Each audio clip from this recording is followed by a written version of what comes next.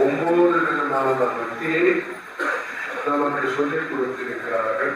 ஸ்ரவணம், கீர்த்தனம், விஷ்ணோகம், ஸ்மரணம், பாத சேவனம், அர்ச்சனம், வந்தனம், வாஸ்யம், சக்கியம், ஆத்ம நிவேதனம் என்பதாக இந்த நவவிதமான 9 விதமான பக்தியை சொல்லி சிரவணம் கேட்பது, மனனம் கேட்பதை ஞாபகப்படுத்திக் கொள்வது, கீர்த்தனம் பரிந்துரையிலே நாம் அருணநாம சங்கீர்த்தனம் அல்லது கீர்த்தனம், ஸ்மரணம் ஞானம் செய்வது, பாத செய்வனம் சுசூஷை செய்வது, அர்ச்சனம் விதவிதமான புஷ்பங்களாக வாசனை உள்ள புஷ்பங்களாக நாம் வாசனை பார்க்காத புஷ்பங்களாக சுவாமிக்கு அர்ச்சனம், வந்தனம் நமஸ்காரம், அது முறையாக நமஸ்காரம்.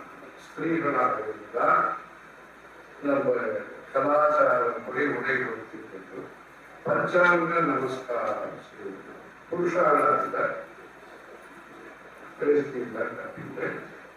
சாஷ்டாங்கமான நமஸ்காரம் செய்வது, வந்தனத்திற்கு உரிய முறையிலே வந்தனம் செய்வது.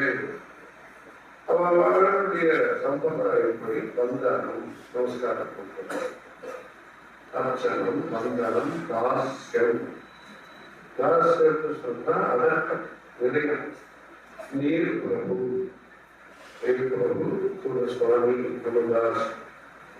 நீங்க நான் தாசன், பகவானுக்கு தாசன் அப்படின்னு.